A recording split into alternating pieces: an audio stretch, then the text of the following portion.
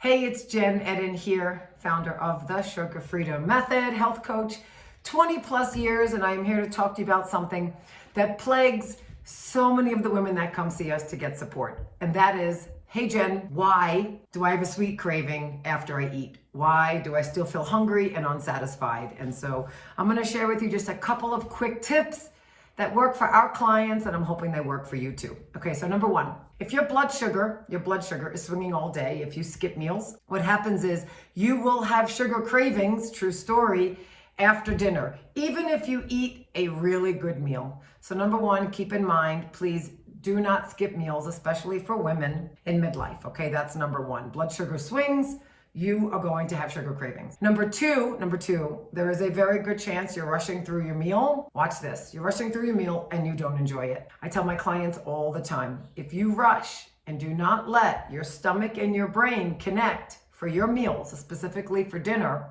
you are you're going to want something after dinner. I swear it's more emotional than anything else after dinner. So that is number two. Now, number three, and people do not love this one when I share it, but it is the truth. You could be having a wonderful dinner with your partner, with one of your best friends. So it's not that you weren't enjoying yourself. You might have eaten 3 meals that day. So Jen, it's not that. Well, then I'm gonna tell you right now, it's most likely this.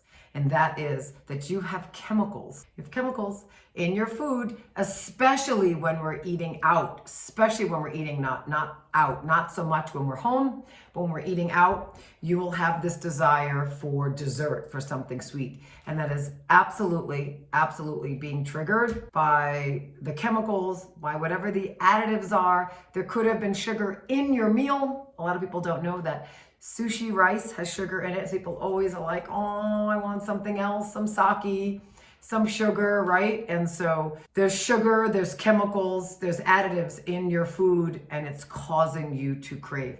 So what do you do with that?